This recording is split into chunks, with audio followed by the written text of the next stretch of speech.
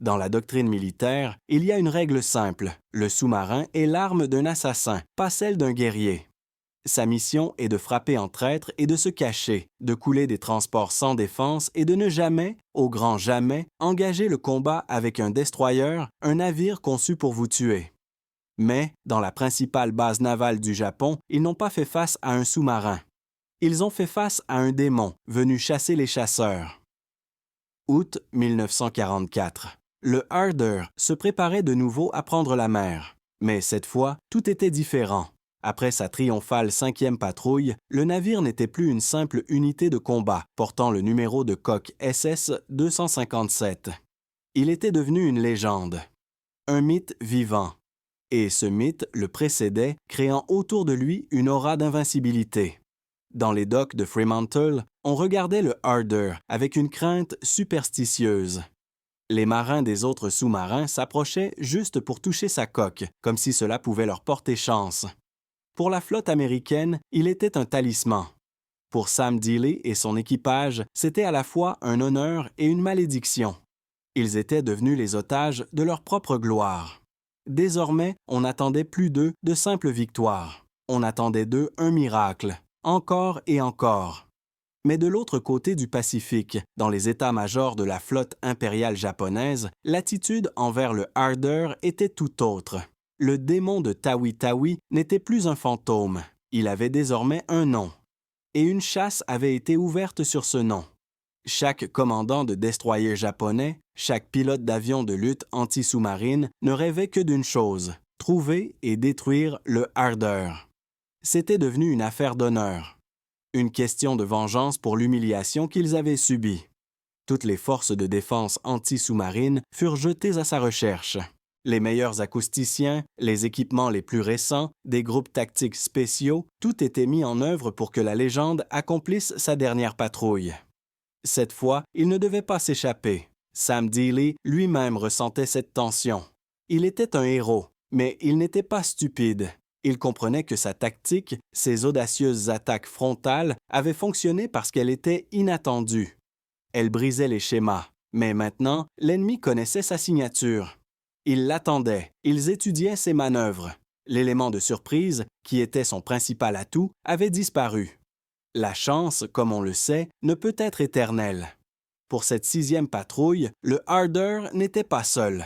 Le commandement avait décidé d'utiliser sa renommée et sa maîtrise au sein d'un groupe tactique, une meute de loups. 2 autres sous-marins l'accompagnaient, le Hado et le Hake. Le commandant du Hado était Chester Nimitz Jr., le fils de l'amiral de la flotte en personne. La nomination du fils du commandant dans le même groupe que Dealey était un signe de la plus haute confiance. Ils étaient les meilleurs. Et ils devaient le prouver à nouveau. Les adieux sur le quai furent brefs. Les hommes, déjà habitués à ce rituel, étreignaient leurs femmes et leurs amis. Mais quelque chose de nouveau flottait dans l'air. Un pressentiment. Le sentiment que cette fois, les enjeux étaient plus élevés que jamais, que le jeu qu'ils jouaient avec la mort était entré dans sa phase finale. L'équipage du Harder avait confiance en lui. Ils étaient les meilleurs, et ils le savaient. Ils croyaient en leur commandant comme en un dieu. Mais même la foi la plus solide ne pouvait étouffer la petite voix inquiète de l'intuition qui murmurait que cette sortie était spéciale. La dernière. Lorsque le Harder largua les amarres et s'éloigna lentement vers la sortie du port, le silence régnait sur le quai. Les gens regardaient la silhouette noire et prédatrice du sous-marin se dissoudre dans la brume matinale. Ils suivaient du regard la légende qui partait pour son dernier combat. Pour les Américains, c'était le départ du navire amiral, le meilleur des meilleurs, qui partait une fois de plus écrire l'histoire. Pour les Japonais, c'était le retour du démon. Et cette fois, ils lui avaient préparé un accueil digne de ce nom. La chasse avait commencé. Mais maintenant, les rôles étaient inversés. Toute la flotte impériale traquait une seule et unique bête, et ils avaient juré que cette fois, elle ne s'échapperait pas. En haute mer, au large des Philippines, 3 sous-marins américains se déplaçaient comme un seul organisme, le Harder, le Hado et le Hake. C'était une nouvelle tactique, la réponse de la flotte américaine au renforcement des convois japonais. Il était de plus en plus difficile pour un prédateur solitaire de percer le rideau de l'escorte. Mais 3, 3 pouvaient déclencher un véritable carnage. Ils formaient une meute de loups, et le chef de cette meute était Sam Dealey. Le 22 août 1944, les renseignements signalèrent le mouvement d'un convoi japonais. Plusieurs transports entourés d'une puissante escorte. La cible idéale. Dealey, en tant qu'officier le plus gradé, élabora le plan. C'était un piège mortel, basé sur la coordination et un timing impeccable. Le Harder et le Ado devaient attaquer simultanément, de part et d'autre, pour semer la panique et briser la formation des navires d'escorte. Le Hack restait en réserve pour achever les survivants. À bord du Ado, le commandant Chester Nimitz Jr. ressentait un mélange d'admiration et de saine compétition. Il opérait en tandem avec une légende vivante. Chaque message de Dealey était un modèle de concision et de génie tactique. Nimitz comprenait. Il assistait à une masterclass du meilleur sous-marinier de la flotte. Leur force résidait dans leur unité. Ils pouvaient traquer l'ennemi comme on traque du gibier, le privant d'espace pour manœuvrer, attaquant sur les flancs, ne lui laissant pas une seconde de répit. Pour le convoi japonais, cette journée commençait comme toutes les autres. Le vrombissement monotone des machines, le soleil de plomb, une progression régulière. Le commandant de l'escorte était sûr de ses forces. Il avait assez de navires pour repousser l'attaque de n'importe quel sous-marin isolé. Il ignorait qu'il était chassé par 3 d'entre eux à la fois. Le premier coup fut porté par le Harder. Les torpilles, lancées avec une précision extrême, frappèrent le navire d'escorte Matsuwa. Une explosion déchira le silence du matin. Presque au même instant, de l'autre côté du convoi, le Ado frappa à son tour. Ces torpilles trouvèrent le second destroyer, le Iburi. Pour les Japonais, c'était le pire des cauchemars. Une attaque sur 2 fronts, simultanément. Leur pire crainte, née à Tawi-Tawi, se confirmait. Ce ne sont pas des solitaires, c'est une attaque coordonnée. C'est une meute de loups. La panique s'empara du convoi. Les transports commencèrent à manœuvrer de manière désordonnée, tentant d'échapper à la menace invisible. Les navires d'escorte survivants s'agitaient entre leurs camarades en train de sombrer et essayaient de repérer l'ennemi, mais les sonars devenaient fous à cause de la cacophonie des explosions et du bruit des hélices des navires affolés. Le succès fut total. 2 navires d'escorte gisaient au fond. Le convoi était dispersé et démoralisé. Dealey et Nimitz échangèrent de brefs messages radio. Victoire. Leur tactique avait fonctionné à la perfection. La force est dans l'unité. Mais cette victoire avait aussi un revers sombre. Maintenant, les Japonais le savaient avec certitude. Le démon de Tawi-Tawi était de retour. Et il avait amené des amis. Furieux, le commandement de la flotte impériale jeta dans la zone tout ce qu'il avait. Des dizaines de navires et d'avions de lutte anti-sous-marine commencèrent à quadriller la mer, mètre par mètre. Ce n'était plus une simple défense de convoi. C'était une opération ciblée pour anéantir la meute de loups. Et la cible principale de cette meute était son chef. Après l'attaque réussie, les sous-marins se séparèrent pour recharger leurs tubes lance-torpilles et prendre de nouvelles positions de chasse. L'euphorie de la victoire à bord du Harder laissa rapidement place à la tension habituelle. Ils étaient de nouveau seuls dans une mer infestée d'ennemis. Et maintenant, l'ennemi n'était pas seulement sur ses gardes, il était furieux. Et il savait qu'ils étaient quelque part par là. La chasse en meute leur avait apporté une brillante victoire tactique, mais stratégiquement, elle avait signé leur arrêt de mort. Ils avaient secoué un nid de guêpes, et maintenant, toutes les guêpes leur fonçaient dessus. 24 août 1944. L'aube teintait à peine le ciel au-dessus de la baie de Dassol. L'air était immobile et humide. À bord du sous-marin Ado, figé à sa profondeur périscopique, Chester Nimitz Jr. scrutait la brume matinale. Il attendait. Lui et Sam Dealey avaient convenu de se retrouver à ce point précis pour coordonner leurs prochaines actions. Mais le Harder était en retard. Soudain, l'officier de quart repéra une cible, une vedette de patrouille japonaise et un navire d'escorte. Ils avançaient lentement, ratissant la zone. Nimitz donna immédiatement l'ordre de se préparer à l'attaque. Mais à cet instant, son opérateur sonar signala quelque chose d'étrange. Il entendait un autre sous-marin, quelque part, tout près. Ses hélices tournaient au ralenti. Ça ne pouvait être que le Harder. Sam était déjà là. Et de toute évidence, il avait lui aussi vu la cible. Nimitz se figea. L'étiquette tactique était simple. Le premier qui détecte la cible est celui qui attaque. Dealey était là avant. C'était sa proie. Nimitz rétracta son périscope et donna l'ordre de s'éloigner pour ne pas gêner la légende dans son œuvre. Il faisait entièrement confiance à Dealey. Il savait qu'il allait assister à une nouvelle leçon de maîtrise mortelle. À bord du navire d'escorte japonais CD-22 régnait la tension routinière de la patrouille matinale. L'opérateur sonar, collé à ses écouteurs, écoutait les bruits familiers de la mer. Et soudain, à travers eux, il capta un son à peine audible, mais clair. Le bruit des hélices d'un sous-marin. Très proche. Il hurla. Le commandant du navire, un vétéran d'innombrables convois, réagit instantanément. « Tribord toutes, préparez le largage !» Il n'attendit pas de confirmation. Il savait que dans ces eaux, tout retard signifiait la mort. Il lança son navire droit sur la source du bruit. Il l'avait eu. Il était certain d'avoir attrapé le démon. Sur le Hado, l'opérateur sonar entendait tout, lui aussi. Il entendit le bruit des hélices du Harder changer.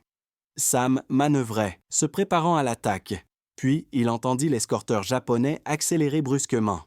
Il fonçait droit sur le Harder. Nimitz et son équipage retinrent leur souffle. Le bruit sourd des torpilles lancées devait retentir d'une seconde à l'autre, suivi de l'explosion qui enverrait le navire japonais par le fond. Ils attendaient le tir signature de Dealey, en pleine gorge. Mais il n'y eut pas de tir. À la place, le silence fut déchiré par une série d'explosions assourdissantes, monstrueuses. Pas une, pas deux, mais toute une salve. Elles se succédaient, sans pause, rapides, furieuses, fusionnant en un seul grondement continu. Les hommes du Hado les comptaient, sans en croire leurs oreilles, 5, 10, 15 grenades sous-marines larguées en un seul passage. Cela ne ressemblait pas à une attaque ordinaire. C'était une exécution. Les Japonais n'essayaient pas seulement d'endommager le sous-marin. Ils essayaient de le mettre en pièces, de ne lui laisser aucune chance de manœuvrer, de l'ensevelir sous l'acier et les explosifs. Les explosions furent si puissantes que le Hado, qui se trouvait à plusieurs milles de là, fut secoué comme par un impact. Les lumières clignotèrent. La coque frémit. Nimitz et ses officiers se regardèrent, une question muette dans les yeux. Qu'est-ce que c'était? Pourquoi Sam n'avait-il pas tiré? Ses torpilles s'étaient-elles enrayées? Ou le Japonais avait-il été plus rapide? Et puis, le silence se fit. Un silence absolu, mortel, assourdissant. L'opérateur sonar du Hado tendit l'oreille dans le vide. Il n'entendait plus le bruit des hélices du Harder. Il n'entendait plus rien du tout en provenance de ce secteur. Comme si un trou noir s'était formé là où, il y a un instant, il y avait la vie. Nimitz attendit. 1 minute, 10, 1 heure. Il appela le Harder par le téléphone sous-marin. Encore et encore. La seule réponse fut le crépitement des parasites. Il ordonna de faire surface. L'horizon était dégagé. La mer était calme et indifférente. Les navires japonais étaient partis. Et le Harder avait tout simplement disparu. L'inquiétude sur la passerelle du Hado se mua lentement en horreur. Ils avaient été témoins. Ils avaient tout entendu en temps réel. 15 explosions rapides, et puis le silence. Et ce silence était plus effrayant que n'importe quel cri. Dans ce silence, une légende s'était noyée. 8h54 du matin. Sur la passerelle du navire d'escorte japonais CD-22, l'équipage scrutait l'eau avec tension. L'air, épais de l'odeur de la cordite après l'attaque furieuse, vibrait de tension. Le commandant du navire ne détachait pas ses jumelles de l'endroit où la mer venait de bouillonner. Il attendait une preuve. Il devait en être sûr. C'était une chose de larguer des grenades, c'en était une autre de tuer le démon. Et puis, elle est apparue. D'abord lentement, comme à contre-cœur, une immense nappe iridescente de gasoil a été expulsée des profondeurs vers la surface. Elle grandissait, s'étalant sur l'eau comme un sinistre présage. C'était le sang du sous-marin. Sa blessure mortelle, d'où la vie s'écoulait. Puis, au centre de cette nappe, des débris ont commencé à apparaître. Des morceaux du bois qui recouvraient le pont, des miettes d'isolant. Et enfin, la preuve irréfutable, un gros bouchon de chaîne utilisé pour obturer les tubes lance-torpilles pendant la maintenance. Le commandant du CD-22 abaissa ses jumelles. Sur son visage, nulle joie. Seulement une satisfaction sombre et sévère. Il l'avait fait. Il avait tué le fantôme. Il avait vengé le Minazuki, le Ayanami, toutes les humiliations que sa flotte avait subies de la part de ce maudit submersible. Il se tourna vers l'opérateur radio. Transmettez à l'état-major, message court. Quelques minutes plus tard, le radiogramme était envoyé. Laconique, factuel, mais pour la flotte impériale, il résonna comme une musique céleste. 07h28. Sous-marin ennemi détecté au sonar. Attaque aux grenades sous-marines initiée. 08h54. Grande nappe d'huile, débris de bois et bouchons observés en surface. Naufrage confirmé. La nouvelle se répandit dans la flotte japonaise à la vitesse de l'éclair. Sur les navires, dans les états-majors, sur les bases aériennes, partout, c'était l'allégresse. Un immense sentiment de soulagement général. La malédiction était levée. Le démon de Tawi Tawi était mort. Le cauchemar qui durait depuis des mois était enfin terminé. Pour les marins japonais, ce n'était pas une simple victoire tactique, c'était un exorcisme. Ils étaient de nouveau maîtres de leurs eaux. Pendant ce temps, au quartier général des forces sous-marines américaines à Pearl Harbor, les jours se transformaient en semaines. Le Harder ne donnait plus de nouvelles. Au début, il y avait l'espoir. Peut-être que la radio était endommagée, peut-être qu'il échappait à une poursuite, observant le silence radio. Mais lorsque tous les délais imaginables et inimaginables furent dépassés, l'espoir s'éteignit. Chester Nimitz Jr., commandant du Hado, remit son rapport. Il y décrivit en détail tout ce qu'il avait vu et entendu ce matin du 24 août. 15 explosions rapides et le silence éternel qui s'ensuivit. Ces mots devinrent une épitaphe. Sur l'immense carte de l'océan Pacifique, où des fanions marquaient la position de chaque sous-marin américain, le fanion portant l'inscription Harder restait immobile. Il était figé au large des côtes des Philippines, dans la baie de Dassol. Et puis, un jour, un officier d'état-major s'approcha de la carte et le retira, tout simplement. Dans les documents officiels apparut la terrible formule administrative « portée disparue, présumée perdue au combat ». Pour les familles des 79 marins, ce fut le début de décennies d'incertitudes angoissantes. Pour la marine américaine, ce fut l'une des pertes les plus amères de toute la guerre. Ce n'était pas juste un navire qui avait disparu. C'était une légende. Le Harder et son équipage intrépide, mené par Sam Dealey, étaient partis pour leur dernière et éternelle patrouille. Les Japonais célébraient leur victoire. Les Américains pleuraient leur perte.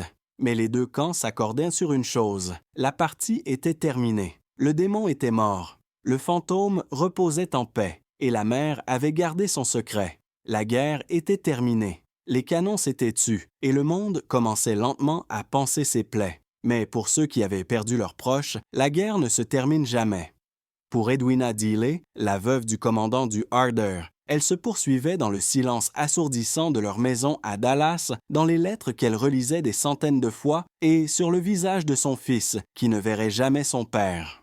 L'Amérique célébrait ses héros. Le pays avait besoin de symboles, d'exemples de courage sur lesquels les nouvelles générations seraient élevées. Le nom de Samuel Dealey et celui de son navire, le Harder, résonnaient dans tout le pays. L'histoire de leur 5e patrouille était devenue un cas d'école. Elle était étudiée dans les académies navales comme un modèle de génie tactique et d'audace sans précédent.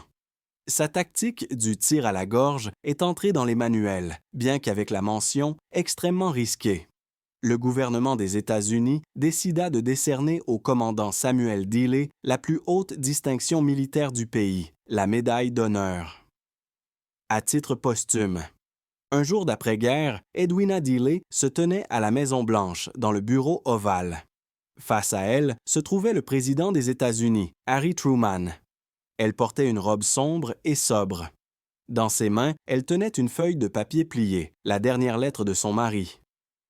Celle-là même où il écrivait « Je ne suis pas un héros. Je voulais juste vraiment rentrer à la maison, auprès de toi. » Le président Truman, l'homme qui avait pris la décision de lancer les bombes atomiques pour mettre fin à la guerre, regardait cette femme fragile avec un profond respect. Il prit une petite boîte recouverte de velours bleu. À l'intérieur, sur de la soie blanche, reposait une étoile dorée à 5 branches sur un ruban bleu. La médaille d'honneur. Le secrétaire à la guerre lut la citation. Sa voix énumérait, d'un ton neutre et solennel, les hauts faits. Pour sa bravoure et son intrépidité remarquables, au péril de sa vie et au-delà de l'appel du devoir, son esprit combatif et sa brillante maîtrise professionnelle face à des obstacles apparemment insurmontables font de son nom une gloire éternelle du service naval des États-Unis. Chaque mot était vrai, mais pour Edwina, derrière ces lignes grandiloquentes, il n'y avait pas un monument de bronze, mais un homme de chair et de sang, son mari, qui avait eu peur, qui était complètement lessivé et qui voulait simplement rentrer à la maison. Le président Truman s'avança vers elle et lui remit la décoration. À cet instant, dans ce bureau, 2 réalités se sont rencontrées. La réalité de l'État, qui immortalisait la mémoire de son héros, et la réalité d'une femme qui avait simplement perdu l'homme qu'elle aimait. Sa gloire était devenue éternelle, mais sa perte l'était tout autant. Des années plus tard, bien après la guerre, des historiens américains et japonais se réunirent pour comparer leurs archives et reconstituer le tableau des batailles passées. Les officiers japonais, d'anciens ennemis, parlaient avec un immense respect du commandant du Harder. Ils l'admettaient, c'était un adversaire grand et digne. Sa tactique les avait obligés à revoir toute leur conception de la guerre sous-marine. Ils confirmèrent que ces attaques audacieuses à Tawi-Tawi avaient bel et bien semé la panique et influencé l'issue de la bataille de la mer des Philippines. Les anciens ennemis rendaient hommage à sa maîtrise et à son courage. Le nom de Samuel Dealey n'est pas tombé dans l'oubli. Un nouveau destroyer d'escorte, le navire de tête de toute une série, fut baptisé en son honneur. La chair et le sang d'acier de la flotte se renouvelaient, mais la mémoire perdurait. Le Harder reçut la citation présidentielle d'unité pour 5 de ses 6 patrouilles, un cas sans précédent. La gloire lui fut entièrement rendue, les honneurs, les décorations, la reconnaissance de l'ennemi. L'histoire avait tout remis à sa place. Sam Dealey et son équipage prirent leur place au panthéon des héros américains. Leur exploit était devenu immortel, mais leur corps gisait toujours quelque part, dans une tombe anonyme au fond de la mer, au large des Philippines. La gloire éternelle les a trouvés, mais le repos éternel, pas encore. 80 ans ont passé, plusieurs générations se sont succédées. La Seconde Guerre mondiale, de blessures vivantes et saignantes, est devenue une page des manuels d'histoire. Les enfants des marins du Harder ont vieilli, leurs petits-enfants et arrière-petits-enfants ne connaissaient leur ancêtre héroïque qu'à travers de vieilles photos et des récits familiaux. L'histoire du démon de Tawi-Tawi était devenue presque un mythe, une légende d'un passé lointain. Mais pour les familles des 79 hommes, cette histoire n'était toujours pas terminée. Il lui manquait un dernier chapitre. Leurs pères, grands-pères et arrière-grands-pères étaient toujours portés disparus au combat. Leur tombe était l'océan Pacifique tout entier. Mais il y avait un homme pour qui ces navires disparus n'étaient pas que des statistiques. Tim Taylor, explorateur et fondateur du projet Lost Fast 2, a consacré sa vie à la recherche des 52 sous-marins américains perdus pendant la Seconde Guerre mondiale. Pour lui, ce n'était pas un travail. C'était une mission sacrée, sortir des noms de l'oubli, donner aux familles ce point final qui leur manquait depuis toutes ces décennies. La préparation a pris des années. Taylor et son équipe ont étudié les archives américaines et japonaises déclassifiées, les rapports de combat, les comptes rendus. Ils ont comparé le témoignage de Chester Nimitz Jr. sur 15 explosions rapides avec le rapport du commandant du navire d'escorte japonais CD-22 faisant état d'une nappe d'huile et de débris. Pas à pas, ils ont réduit la zone de recherche. C'était un travail de détective minutieux qui s'est étalé sur des années. Et puis, en mai 2024, le navire de recherche de Taylor se trouvait à cet endroit précis, au large de la côte nord de Luçon, dans la baie de Dassol. Un sonar à balayage latéral moderne a commencé à scanner méthodiquement le fond marin, envoyant des impulsions acoustiques dans les profondeurs et dessinant sur l'écran un relief du monde sous-marin. Heure après heure, Jour après jour, rien. Seulement du sable, des roches et de la vase. Et puis, à plus de 3000 pieds de profondeur, l'opérateur l'a vu. Une silhouette nette, immédiatement reconnaissable. Un objet long et fusiforme, reposant presque sur une quille droite. Les dimensions, la forme, les contours du kiosque, tout correspondait au plan d'un sous-marin de classe Gato. Les cœurs dans la passerelle se sont mis à battre plus vite. Un véhicule sous-marin sans pilote, équipé de caméras à haute résolution, a été envoyé sur le site de la découverte. De longues minutes d'attente, tandis que l'engin descendait lentement dans l'abîme sombre et froid. Et soudain, les faisceaux de ses projecteurs ont arraché à l'obscurité un premier détail. La coque, rouillée, couverte d'organismes marins, mais toujours reconnaissable. L'engin a lentement longé le flanc du sous-marin. Les caméras transmettaient l'image vers le haut dans la passerelle éclairée, et l'équipe de Taylor, retenant son souffle, regardait l'histoire prendre vie sous ses yeux. Le kiosque était presque intact, la proue était entière, mais la poupe, la partie arrière était déchiquetée, tordue par une terrible explosion. C'est précisément là, dans la zone de la salle des machines, que le coup fatal avait été porté. Tout correspondait au rapport japonais. Les 15 explosions rapides avaient fait leur œuvre. Tim Taylor, regardant le moniteur, a prononcé les mots qui sont devenus la conclusion de 80 ans de recherche. Il est dans un état étonnamment bon. Ce n'est pas juste un morceau de métal, c'est la sépulture militaire de 79 braves. La nouvelle de la découverte du Harder a fait le tour du monde. Pour les historiens, c'était un événement majeur. Un artefact, témoin d'un grand drame, avait été retrouvé. L'histoire est passée du statut de légende à celui de patrimoine tangible. Mais pour les familles de l'équipage, c'était quelque chose d'infiniment plus grand. C'était une réponse. C'était la fin de l'incertitude. Enfin, ils avaient été retrouvés. Leur sépulture militaire avait été localisée. Maintenant, ils savaient où reposait leur héros. L'histoire du Harder avait trouvé sa conclusion. Le navire légendaire, qui semait la terreur dans les eaux ennemies, reposait désormais dans le silence et la paix au fond de l'océan, veillé par la garde éternelle des profondeurs marines. Sa gloire était immortelle. Désormais, sa tombe était connue. Le démon de Tawi Tawi, le grand chasseur de chasseurs, avait enfin trouvé le repos. 20 avril 1944. L'enseigne de vaisseau John Galvin se mourait. Quelques heures plus tôt, son bombardier torpilleur Avenger n'était plus qu'une boule de feu dans le ciel au-dessus de l'atoll japonais de Woleai. Il n'en restait désormais qu'un mince film iridescent à la surface de l'eau, et lui-même n'était qu'un point vivant dans l'immensité bleue et indifférente. Le soleil lui brûlait la peau. Le sel lui rongeait les yeux. L'espoir s'était évaporé avec la brume du matin. Il était seul. Absolument seul, dans un océan Pacifique qui appartenait à l'ennemi. C'est alors qu'il vit le périscope, un mince tube d'acier fendant les flots. Le cœur de Galvin plongea dans un abîme glacial. Les Japonais. C'était la fin. Ils allaient soit l'abattre dans l'eau, soit le hisser à bord pour des interrogatoires pires que la mort. Il ferma les yeux, se préparant à l'inévitable, mais aucun coup de feu ne retentit. À la place, un sifflement puissant d'air comprimé se fit entendre, et des profondeurs, tel un monstre marin, la coque noire d'un sous-marin commença à émerger. Il grandissait, déplaçant l'eau, devenant de plus en plus massif. Et lorsque des hommes apparurent sur le kiosque, Galvin vit le drapeau, les étoiles et les bandes. Plus tard, il dirait que c'était la plus belle chose qu'il ait jamais vue de sa vie. À bord du sous-marin Harder, le commandé Samuel Dealey observait le sauvetage à travers ses jumelles. Sa décision était une folie pure et simple, tenter de secourir un seul pilote en plein jour, au nez et à la barbe des batteries côtières ennemies. Engager un navire valant 6 millions de dollars et un équipage de 80 hommes dans des eaux peu profondes, infestées de récifs, là où un sous-marin est plus vulnérable que n'importe où ailleurs. N'importe quel manuel, n'importe quelle doctrine hurlait que c'était un suicide. Le sous-marin s'approchait des récifs, trop près.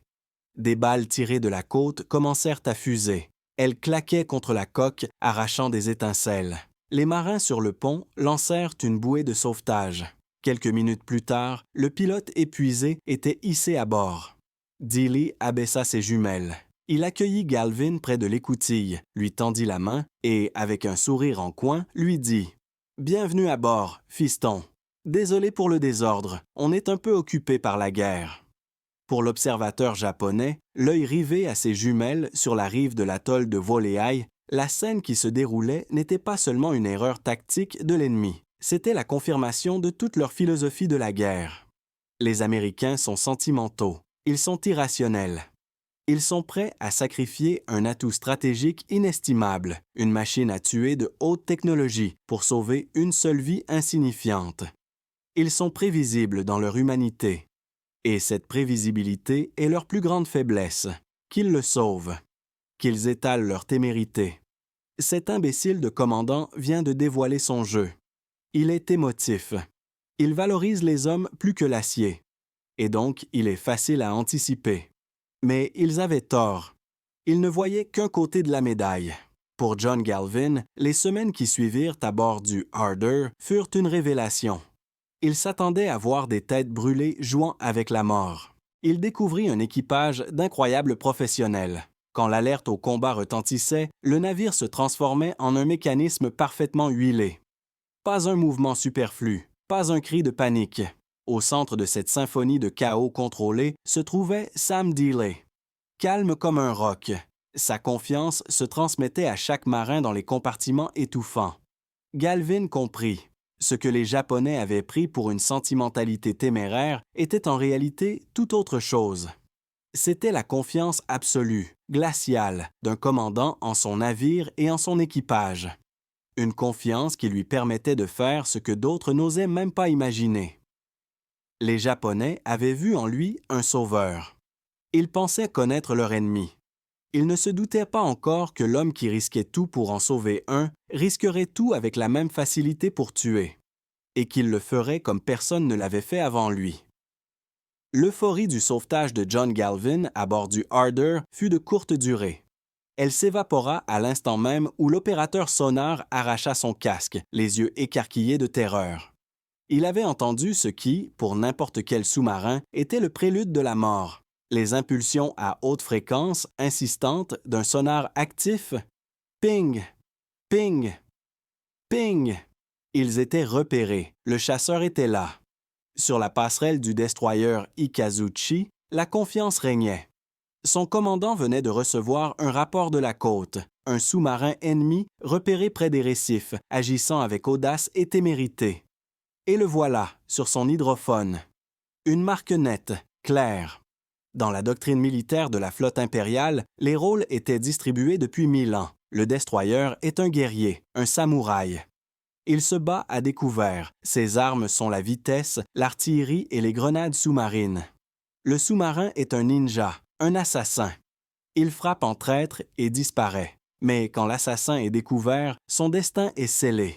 Le commandant de l'Ikazuchi donna l'ordre. En avant toutes.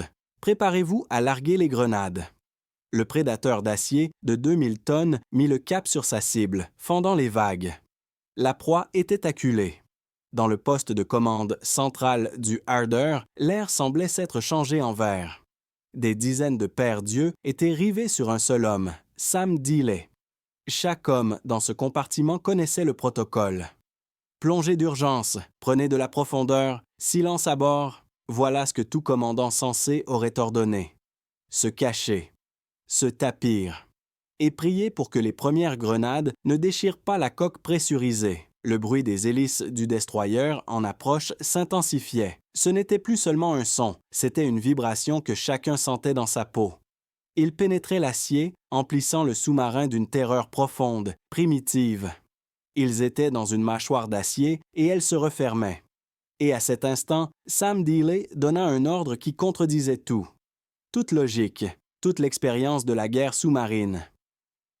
À tribord toutes, préparez-vous pour une attaque par les tubes avant. Une seconde de silence de mort s'installa dans le compartiment. Attaquer un destroyer qui fonçait droit sur eux, c'était comme tirer au pistolet sur une locomotive lancée à pleine vitesse. De la folie. Mais personne ne contesta l'ordre. La confiance en Dealey était absolue. Les volants se mirent à tourner, les barres de plongée s'inclinèrent, et le Harder, au lieu de fuir, vira pour faire face à sa propre mort. Dealey se colla aux oculaires du périscope. Cible en vue, droit sur nous, vitesse 25 nœuds. Dans le périscope, le destroyer grandissait à une vitesse terrifiante. Il ressemblait à un couteau géant, prêt à leur éventrer. Sur la passerelle de l'Ikazuchi, on avait aussi repéré le périscope. Le commandant japonais eut un sourire narquois. Des imbéciles. Ils regardent, ils paniquent. Ils savouraient déjà la victoire. Distance, 1000 yards. La voix de Dealey était glaciale. À l'intérieur, l'officier torpilleur entrait fébrilement les données dans le cerveau mécanique du navire, le calculateur de tir. Cap de la cible, vitesse de la cible, distance. Tout était simple. Trop simple. Le destroyer ne manœuvrait pas. Il fonçait droit devant. 800 yards, 7 cents.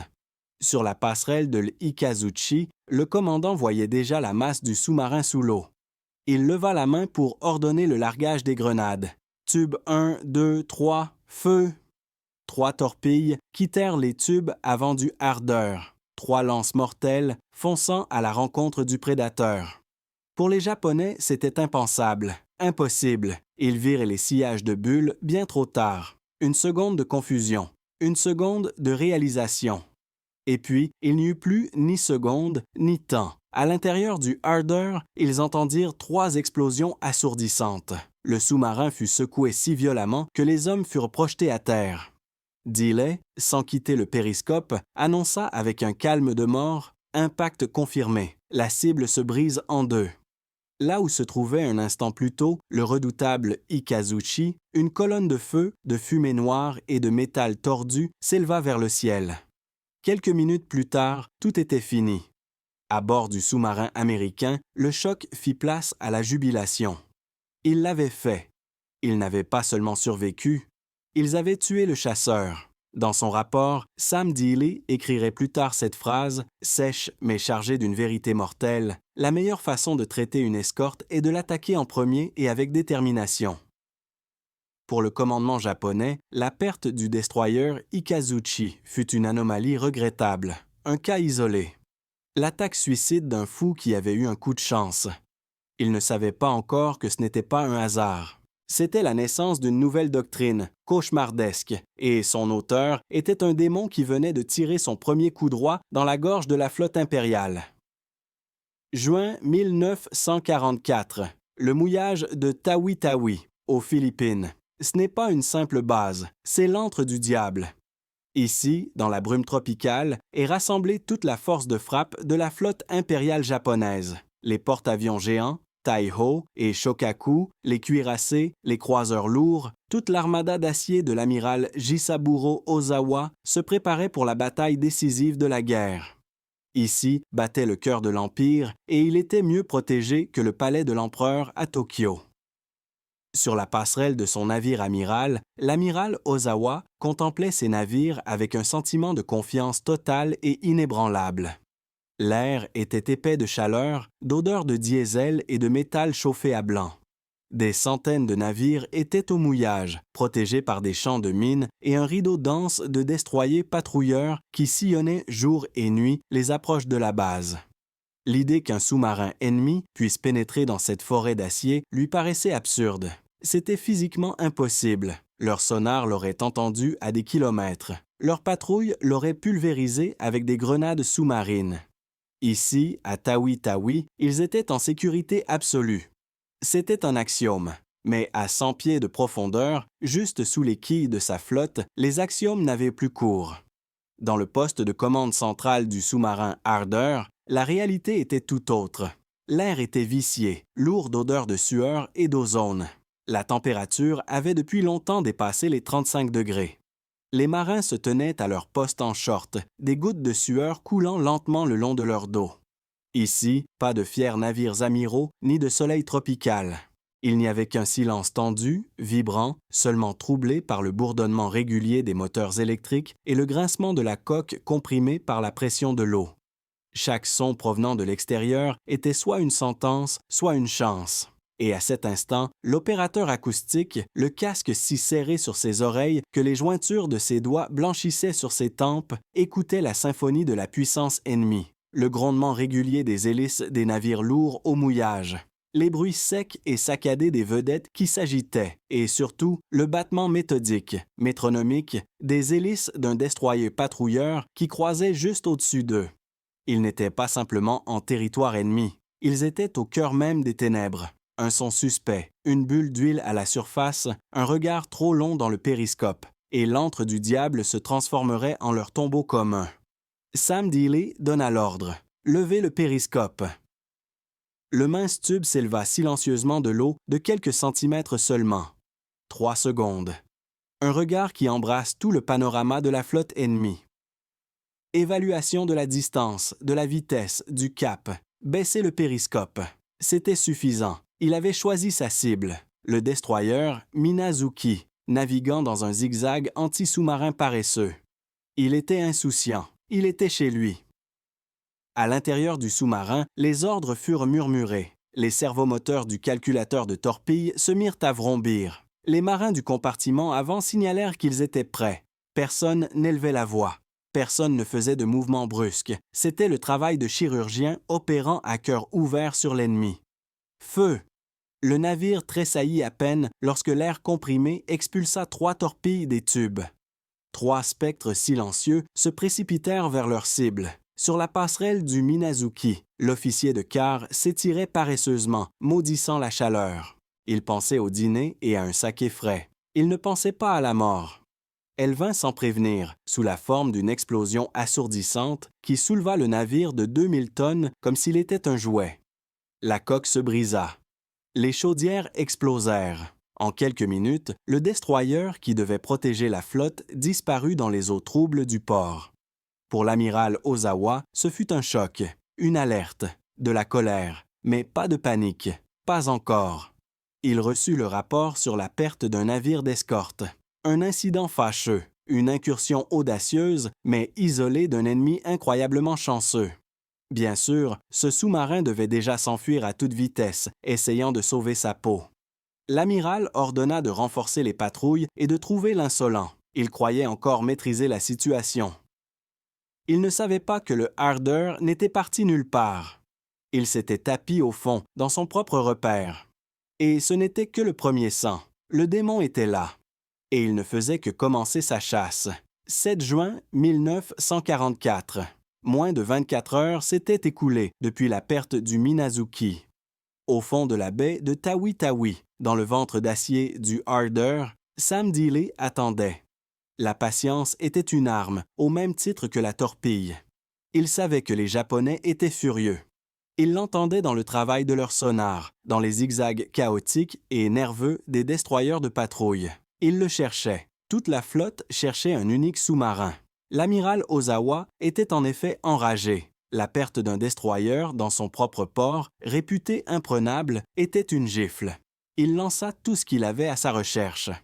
Désormais, ce n'étaient plus des navires solitaires qui patrouillaient les approches de la base, mais des pairs. 2 destroyers, le Ayanami et le Tanikaz, quadrillaient la zone secteur par secteur, leur sonar envoyant dans les profondeurs un éventail d'impulsions mortelles. La logique du commandant japonais était impeccable. Un seul sous-marin ne pourrait pas affronter 2 chasseurs en même temps.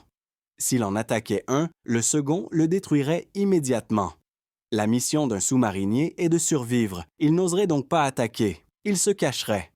Mais Sam Dealey pensait différemment. Il n'allait pas se cacher. Il voyait dans cette paire de chasseurs non pas une menace, mais une opportunité. Levez le périscope. À la surface de la mer inondée de soleil, une fine aiguille d'acier apparut une fraction de seconde. Dealey les vit, 2 silhouettes grises naviguant en formation parfaite. Ils étaient sur 2, ils étaient maîtres de la situation. Baissez le périscope. Dans le poste de commande central du Harder, des ordres résonnèrent comme une condamnation. Préparez une attaque à la torpille par l'avant, cible, le destroyer de tête. L'équipage se figea. Attaquer l'un alors que le second est juste à côté, ce n'était pas seulement risqué. C'était un suicide pur et simple. Le second destroyer était à une distance idéale pour une contre-attaque immédiate. Il avait vu leur périscope. Il connaissait sûrement déjà leur position. Il attendait juste qu'ils fassent le premier pas pour déchaîner sur eux toute sa fureur. Chaque homme dans le sous-marin comprenait. Dès que les torpilles quitteraient les tubes, leur vie se compterait en minutes. Dealey leva à nouveau le périscope. Cette fois, il le maintint plus longtemps. Il regardait la mort droit dans les yeux. Il vit le destroyer de tête, le Ayanami, virer lentement, entamant un nouveau zigzag. C'était sa chance. Le navire allait lui présenter son flanc pendant quelques instants. Distance, 1200 yards. Angle sur la route, 90. Les mathématiques du combat étaient glaciales et impitoyables. Il n'y avait pas de temps pour l'erreur.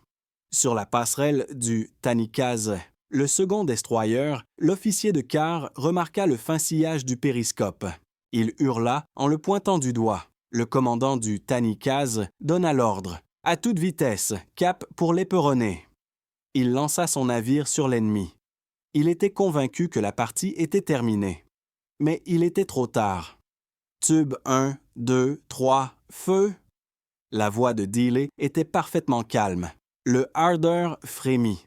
3 torpilles partirent vers la cible, et au même instant, Dealey commanda « Plongée d'urgence, à gauche toute, machine arrière toute ».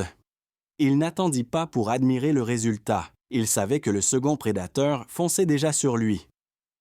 À bord du Ayanami, ils n'eurent même pas le temps de sonner l'alerte. De puissantes explosions déchirèrent sa coque juste sous la superstructure. Le géant d'acier, de 2500 tonnes, sursauta, comme frappé par un poing venu d'en bas. Des volutes de fumée noire et de vapeur s'échappèrent des brèches. 5 minutes plus tard, le destroyer se brisa en deux et s'enfonça sous les flots, sous les yeux de son partenaire abasourdi. Pour l'équipage du Tanikaze, c'était quelque chose qui dépassait l'entendement. Un instant plus tôt, ils se précipitaient vers la mort certaine de l'ennemi. Et maintenant, leurs compagnons coulaient et l'ennemi avait disparu. Le commandant du Tanikaze était enragé et désemparé. Il ordonna de larguer des grenades sous-marines dans toutes les directions. L'eau autour d'eux bouillonnait d'explosions, mais c'était une vengeance aveugle. Loin en dessous, le Harder encaissait des coups terribles. Les ampoules éclataient, les instruments s'arrachèrent de leur fixation, des filets d'eau coulaient le long des cloisons. Chaque explosion résonnait dans la coque comme un coup de marteau géant. Mais Dealey, utilisant les données acoustiques et son intuition diabolique, éloignait le sous-marin des explosions les plus mortelles. Pour le commandement japonais, cet événement fut un tournant. Ce n'était plus un hasard. Ce n'était plus de la chance. Dans leurs eaux opérait un ennemi qui non seulement n'avait pas peur de leurs chasseurs, il jouait avec eux. Il utilisait leurs propres tactiques contre eux. Il avait transformé leur force, la patrouille en tandem, en leur faiblesse. Dans leur esprit, jusqu'alors rationnel et pragmatique, germa la première graine d'une peur irrationnelle. Cela ne pouvait pas être un homme ordinaire. Un commandant ordinaire n'aurait jamais pris un tel risque. La logique était défaillante. Il n'y avait pas d'explication. Et quand il n'y a pas d'explication, un mythe prend naissance. Ce jour-là, dans les rapports de l'amiral Ozawa, apparut pour la première fois l'expression « menace insaisissable ». Mais dans les fumoirs et sur les ponts de ces navires, les marins lui avaient déjà trouvé un autre nom. Le fantôme, le démon. La nouvelle de la perte du Ayanami se répandit dans la flotte ancrée à Tawi-Tawi, non pas comme un bilan des pertes, mais comme une légende sinistre que l'on se transmet à voix basse, de bouche à oreille. Les marins qui avaient assisté à la scène de leurs propres yeux depuis le pont d'autres navires racontaient des choses incroyables. Ils avaient vu un destroyer exploser et un second, furieux, transformer la mer en un chaudron bouillonnant. Mais l'ennemi avait disparu. S'était volatilisé, comme s'il n'avait jamais été là. La logique de la guerre s'était fissurée. Jusqu'à cet instant, tout était simple. Il y avait l'ennemi et il y avait nous, leurs armes et les nôtres, leur tactique et la nôtre. Mais ce qui se passait dans ces eaux n'entrait dans aucun schéma connu. Un destroyer, le Minazuki, avait été coulé. 2 jours plus tard, un autre, le Ayanami. Et tout cela ici, dans le port le plus protégé de l'Empire, dans l'antre que l'on croyait imprenable. À bord du Harder, l'opérateur radio Frank Ketchum écoutait les transmissions. Il ne comprenait pas le japonais, mais il n'en avait pas besoin. Il écoutait la musique de la panique ennemie. Des ordres hystériques entrecoupés, des requêtes angoissées restées sans réponse, des échanges radio chaotiques entre des navires qui avaient perdu toute coordination. Ils se hurlaient dessus, cherchèrent des coupables, ils cherchaient une ombre impossible à attraper. Dealey se tenait à côté de lui et écoutait. Il ne voyait pas leur visage, mais il comprenait parfaitement ce qui se passait dans leurs âmes. La peur, pas la peur animale de la mort au combat, mais une terreur froide, poisseuse, superstitieuse face à l'inexplicable. Sur le porte-avions amiral Tai-Ho, l'amiral Ozawa avait convoqué une réunion d'urgence. Sur les cartes étaient marqués les lieux des attaques, les routes des patrouilles, les données des sonars. Mais le tableau restait incohérent. Tous les rapports indiquaient que les attaques avaient eu lieu presque simultanément dans différents secteurs. C'était impossible pour un seul sous-marin. Physiquement impossible. La seule conclusion logique à laquelle les officiers d'état-major pouvaient parvenir était qu'un groupe entier, une meute de loups, de submersibles américains, avait pénétré dans le port. Ils agissent de manière coordonnée. Ils sont partout. Cette version, rationnelle en apparence, était en réalité encore plus terrifiante. Si c'est une meute, où sont les autres? Combien sont-ils? 5? 10? Se cachent-ils en ce moment même sous la quille de leur cuirassé, attendant l'ordre? La paranoïa commença à ronger la discipline de la flotte. Chaque bruit suspect, chaque clapotis étrange sur l'eau semblait désormais être une attaque. Des destroyers démarraient en trombe et commençaient à larguer des grenades sous-marines sur de fausses cibles, des bancs de poissons, des anomalies de température dans l'eau, leur propre écho. Le port, qui était un symbole de puissance indestructible, s'était transformé en un théâtre de l'absurde, où les chasseurs chassaient des fantômes. Pour le commandement américain, qui lisait les rapports de Dealey, ce qui se passait était un triomphe. Un seul sous-marin, une unique unité de combat coûtant 6 millions de dollars, semait à lui seul un chaos qu'une escadre entière n'aurait pu créer. Il lisait les lignes laconiques des rapports, destroyers coulés, paires de destroyers attaqués, et ne parvenait pas à saisir l'ampleur de la catastrophe psychologique qui se déroulait de l'autre côté. Mais la véritable terreur ne naissait pas dans les états-majors. Elle naissait en bas, au poste de combat des navires japonais, parmi les simples matelots et les jeunes officiers qui allaient devoir s'aventurer dans ces eaux maudites.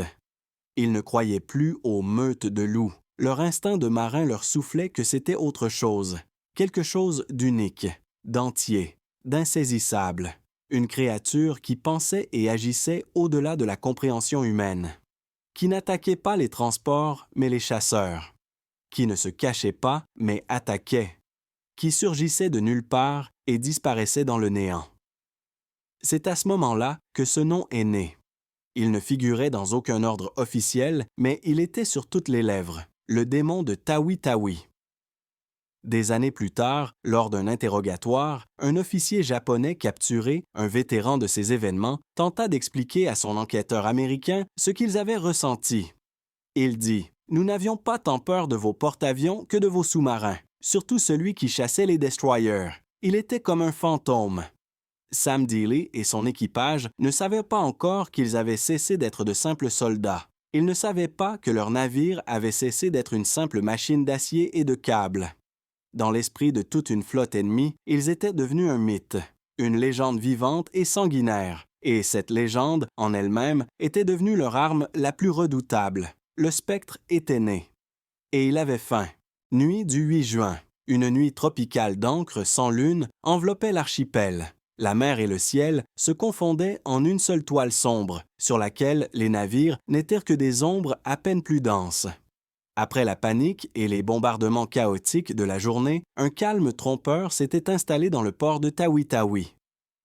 Mais ce n'était pas la sérénité, c'était la tension d'une corde tendue. Les Japonais avaient changé de tactique. Leurs destroyers ne patrouillaient plus simplement par paires, mais presque flanc contre flanc, créant ce qu'ils pensaient être un rideau acoustique impénétrable. À la surface de cette eau noire, se balançant à peine sur les vagues, se tenait le sous-marin Harder. Ses moteurs diesel étaient à l'arrêt. Il n'était qu'une silhouette sombre, presque invisible sur le fond des îles lointaines. À l'intérieur, au poste de commandement, Sam Dealey observait le monde à travers les oculaires de ses jumelles de vision nocturne. Il les voyait. 2 destroyers, le Wakanami et le Mikinami, avançaient lentement sur des routes parallèles. Ils étaient proches, trop proches l'un de l'autre. Ils agissaient comme des jumeaux siamois, liés par la peur. Ils pensaient que leur force résidait dans cette proximité. Dealey y vit leur erreur fatale. N'importe quel autre commandant de sous-marin dans une telle situation aurait fait l'une de ces deux choses, soit plonger à la profondeur maximale et se tapir, soit tenter de s'échapper à toute vitesse dans la nuit. Mais Dealey n'était pas n'importe quel autre commandant. Un sourire prédateur, presque dément, se dessina sur son visage. Il se tourna vers son second, Frank Lynch, et prononça des mots qui auraient dû sonner comme les divagations d'un fou. « Nous allons passer entre eux. » Lynch, l'immense et calme Tiny, Lynch, qui servait d'encre à l'impulsivité géniale de son commandant, ne scia même pas. Il se contenta d'hocher la tête. La foi de l'équipage en Dealey avait depuis longtemps quitté le domaine de la confiance professionnelle pour entrer dans une sphère presque mystique. Si Dealey disait qu'il passerait entre 2 destroyers, alors il passerait. Moteur, petite vitesse avant. Le Harder se mit à glisser silencieusement sur l'eau, droit dans le passage étroit et mortel entre les 2 chasseurs. La distance diminuait. 300 yards de l'un, 300 yards de l'autre. Ils étaient pris en tenaille. À droite et à gauche se dressaient les murailles d'acier des navires ennemis. Dans le sous-marin, l'équipage entendait le vrombissement régulier de leurs turbines. Ils auraient pu jeter une pierre d'un pont à l'autre. Sur les passerelles, les veilleurs japonais scrutaient l'obscurité, mais ne voyaient rien. Ils cherchaient la menace sous l'eau. Ils sondaient les profondeurs avec leur sonar. Ils ne pouvaient même pas imaginer que la mort se tenait juste sous leurs yeux, à la surface, se faisant passer pour une ombre. Et à cet instant, au point de risque maximal, quand le moindre bruissement pouvait être le dernier, Sam Dealey fit l'impensable. Il se tourna vers l'opérateur radio. « Transmettez à l'état-major, message court. » Le radio le regarda avec stupéfaction. Faire surface entre 2 destroyers était de la folie. Émettre dans une telle situation, c'était signer son propre arrêt de mort. Le signal radio serait immédiatement repéré, mais Dealey se contenta d'un signe de tête. « Transmettez. » Et quelques secondes plus tard, un bref signal en morse perça la nuit. Pour l'opérateur de la base navale en Australie, ce message sonna comme un code sorti d'un cauchemar. Il vérifia les indicatifs. C'était bien ça. C'était le Harder. Il relut le texte plusieurs fois, n'en croyant pas ses yeux. Puis, blême, il transmit le radiogramme au commandement. Au quartier général de la flotte du Pacifique, ce fut le choc. Le message était court, audacieux et absolument incroyable. Suis en surface entre 2 destroyers. J'attaque les 2. À peine le radio avait-il terminé sa transmission que Dealey donnait déjà de nouveaux ordres. Préparez-vous pour une attaque à la torpille. Tube avant sur la cible à tribord.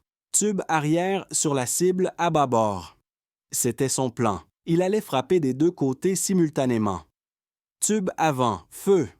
Les torpilles filèrent à tribord, vers le flanc du Wakanami. À bâbord toutes. Tube arrière, feu. Le sous-marin entama un virage serré, et au même instant, les torpilles des tubes arrière s'élancèrent vers bâbord, en direction du Mikinami. Pour les Japonais, tout se produisit en un éclair. D'abord, ils entendirent les explosions sur le navire voisin. Le Wakanami fut secoué et commença à sombrer. Et tandis que l'équipage du Mikinami regardait avec horreur la fin de son partenaire, la mort vint les chercher à leur tour. La deuxième salve de torpilles déchira leur salle des machines.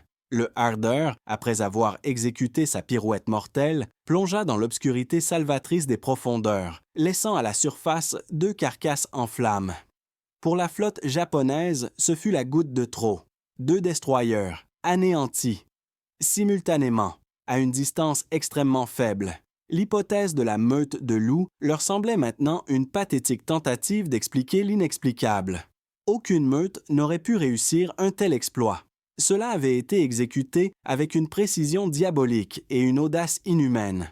Lui seul pouvait avoir fait ça, le démon. Le spectre? Et maintenant, il le savait. Il ne se contentait pas de chasser. Il se moquait. Il jouait avec eux, affichant sa supériorité totale, absolue. La peur rationnelle fit place à la panique, et la panique mène toujours à la catastrophe. Dans l'immense quartier général, à bord du porte-avions Tai-Ho, régnait un silence lourd et oppressant.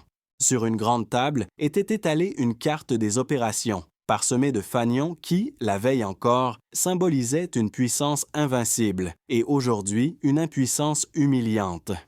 L'amiral Jisaburo Ozawa, commandant de la première flotte mobile, fixait cette carte d'un regard vide.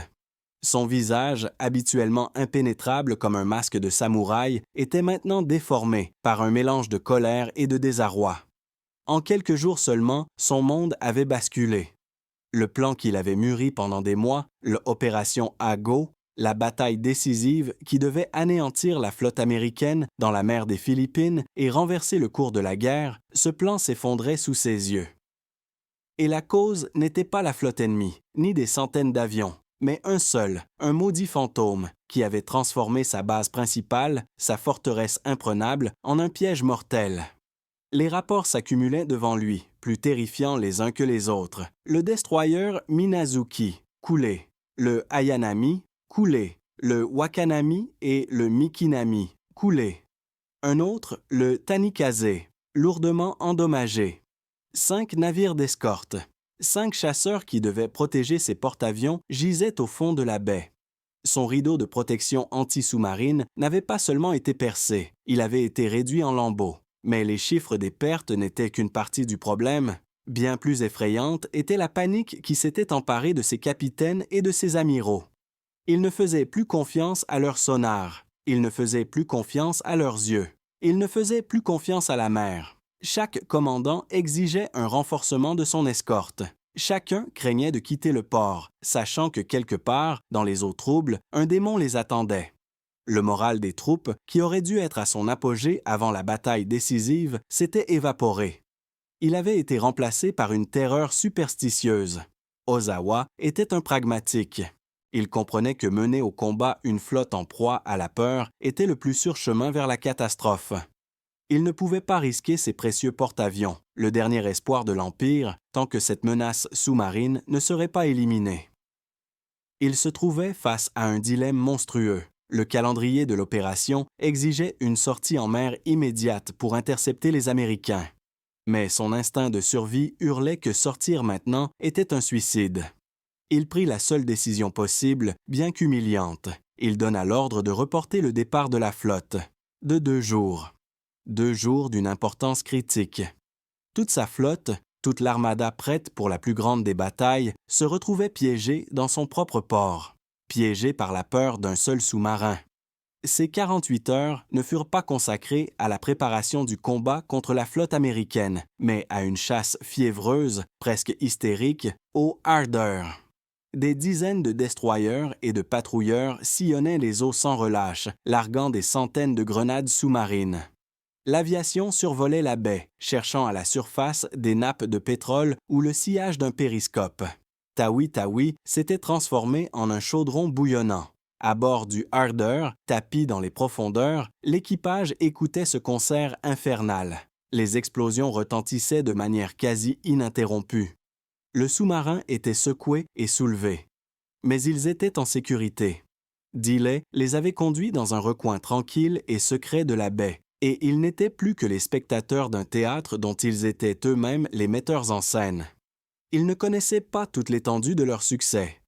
Ils ne pouvaient pas savoir que l'amiral Ozawa, à ce moment précis, s'arrachait les cheveux, que son plan grandiose volait en éclats. Ils voyaient simplement que la flotte ennemie était paralysée. Leur mission n'était pas seulement accomplie. Elle était accomplie au-delà de toutes les espérances.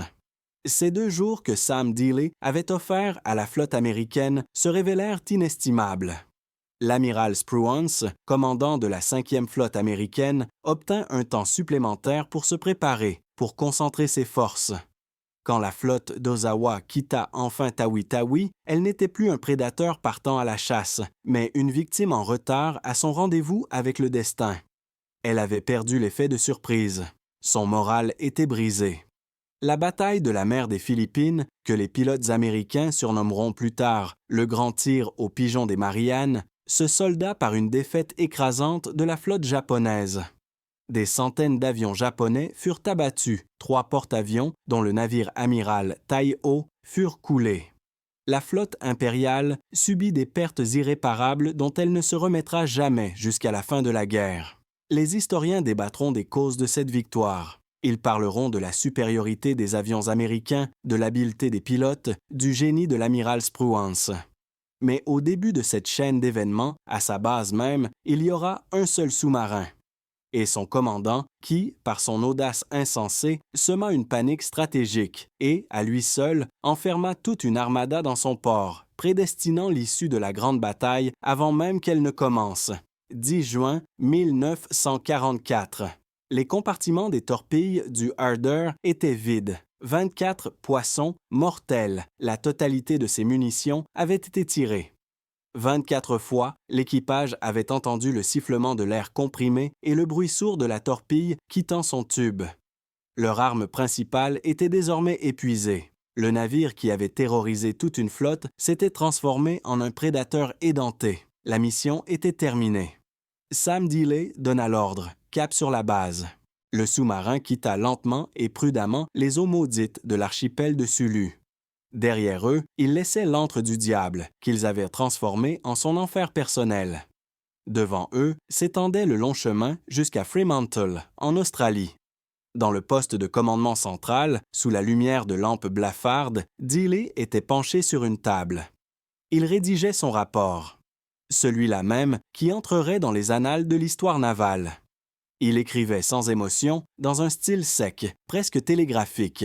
Date, heure, coordonnées, cible, torpille lancée, résultat. Ligne après ligne, il décrivait la semaine qui avait tout changé. Le naufrage du Minazuki, la destruction du Ayanami, l'audacieuse attaque nocturne contre le Wakanami et le Mikinami, le Tanikaze, endommagé. 5 destroyers, 5 navires conçus pour tuer les sous-marins gisaient au fond de la mer. 4 d'entre eux en 4 jours. Quand le rapport fut terminé, il le transmit à l'opérateur radio pour le chiffrer. Ce n'était pas un simple compte-rendu de victoire, c'était un défi. Un ultimatum. Une déclaration affirmant que les règles de la guerre avaient changé. À des centaines de milles de là, dans une station secrète d'écoute radio, un opérateur japonais écoutait attentivement les terres. Et soudain, à travers le crépitement des parasites, il le capta. Un signal morse clair et assuré. Un code américain. Il lança immédiatement l'enregistrement. Le déchiffrement prit plusieurs heures. Lorsque le texte fut posé sur le bureau du chef du renseignement, celui-ci n'en crut pas ses yeux. C'était un communiqué fanfaron, presque moqueur, de l'ennemi. Un sous-marin, nom de code Harder, y revendiquait avoir coulé 5 de leurs destroyers et annonçait son retour à la base, faute de torpilles. Pour le commandement japonais, ce message fut l'humiliation suprême, du sel versé sur une plaie ouverte. Non seulement ils avaient perdu, mais on leur annonçait cette défaite publiquement, comme un fait accompli. Leur pire crainte était confirmée, la catastrophe était totale. Pendant ce temps, au quartier général des forces sous-marines de la flotte américaine du Pacifique, à Pearl Harbor, le radiogramme déchiffré de Dealey fit l'effet d'une bombe. Les officiers le relisaient encore et encore. 5 destroyers, en une seule patrouille, ce n'était pas seulement incroyable, c'était au-delà du possible. Aucun sous-marin dans toute l'histoire de la marine n'avait jamais accompli un tel exploit. Au début, il y eut des doutes. Peut-être une erreur de chiffrement, peut-être que le commandant exagérait. Mais les données du renseignement, les rapports d'autres sous-marins et surtout le silence radio de 5 navires japonais confirmèrent que tout était vrai. La nouvelle se répandit comme une traînée de poudre. L'amiral Chester Nimitz, le commandant sévère et imperturbable de toute la flotte du Pacifique, après avoir lu le rapport, prononça une phrase devenue légendaire. Le succès du Harder est sans égal. Nous devons donner à Sam tout ce qu'il demande. Le nom de Samuel Dealey et celui de son sous-marin, le Harder, devinrent un symbole. Le symbole de l'intrépidité, de la maîtrise et d'une nouvelle tactique agressive qui brisait l'ennemi. Les journaux ne pouvaient pas encore en parler en détail. La guerre continuait. Mais au sein de la marine, une légende était née. Les équipages des autres sous-marins écoutaient cette histoire avec un mélange d'admiration et d'envie. Le Harder était devenu la référence, le sommet inaccessible. La devise de son équipage, le jeu de mots « Hit 'em harder », frappez-les plus fort ou frappez-les avec le Harder, était désormais sur toutes les lèvres. Lorsque le Harder accosta enfin à Fremantle, il fut accueilli comme un navire revenu d'une autre planète. Le quai tout entier était bondé d'officiers, de marins, et un orchestre jouait. C'était un triomphe absolu, retentissant. Sam Dealey, un Texan de petite taille aux yeux fatigués, descendit la passerelle en héros national.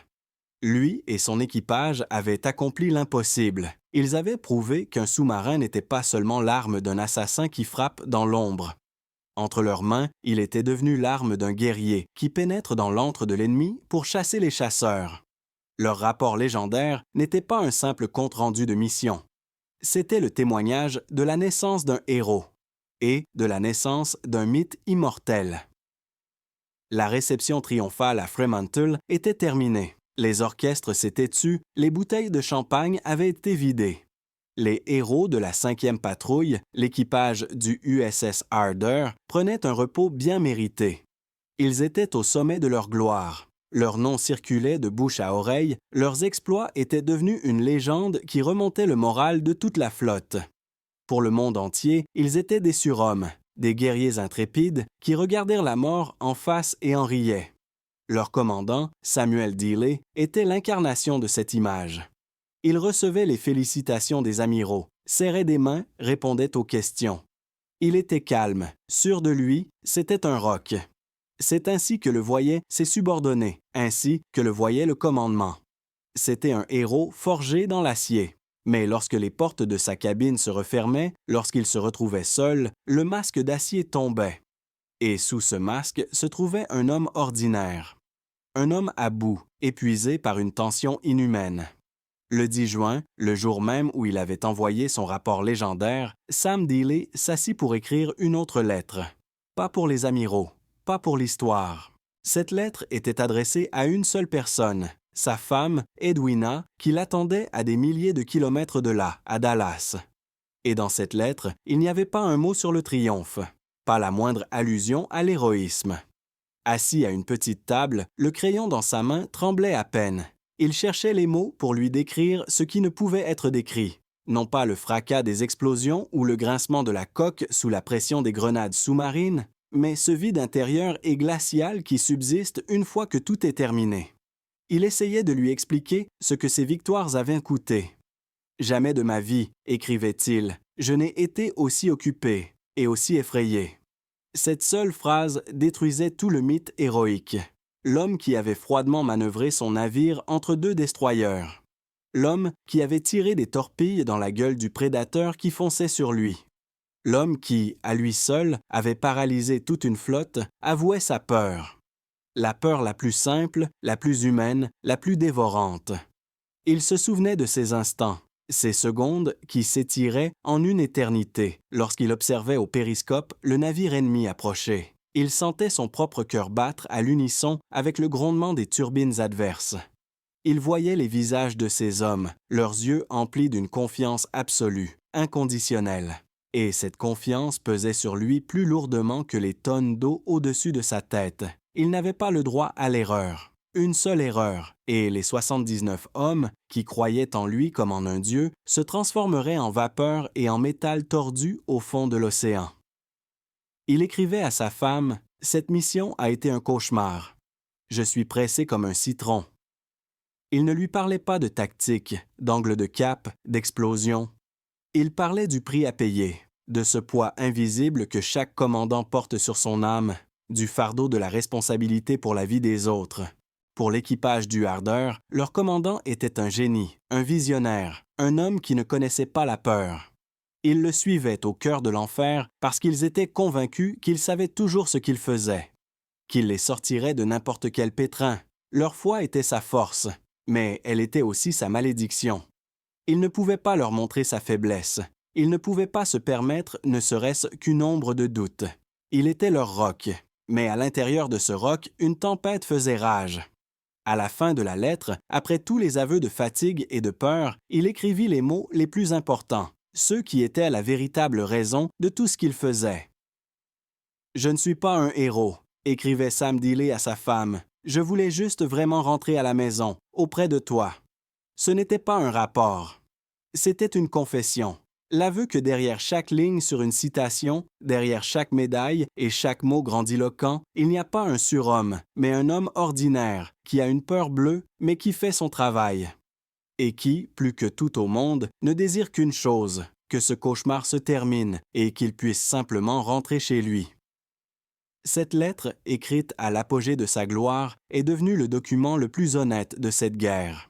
Elle a montré le véritable prix de l'héroïsme, celui qui est caché aux yeux de tous. Un prix que l'on ne paie pas avec son sang, mais avec son âme, et que personne, à part vous-même, ne verra jamais. L'histoire du USS Harder n'est pas une simple chronique de bataille, mais la tragédie d'un mythe né de la guerre. Elle montre comment l'acier, la peur et un courage inimaginable s'entrelacent pour forger une légende qui aveugle l'ennemi, inspire les alliés et, finalement, conduit ses créateurs vers une patrouille éternelle. Où se situe cette fine frontière au-delà de laquelle un homme de chair et de sang se transforme en un mythe immortel? Et que reste-t-il de la légende lorsque nous découvrons son véritable prix, le prix de la peur, de la fatigue et du désir désespéré de simplement rentrer à la maison? Cette histoire n'a pas de réponse univoque et nous serions ravis de lire votre opinion dans les commentaires. Si ces plongées profondes dans l'histoire trouvent un écho en vous, soutenez notre chaîne avec un like et un abonnement afin que nous puissions continuer à les raconter ensemble.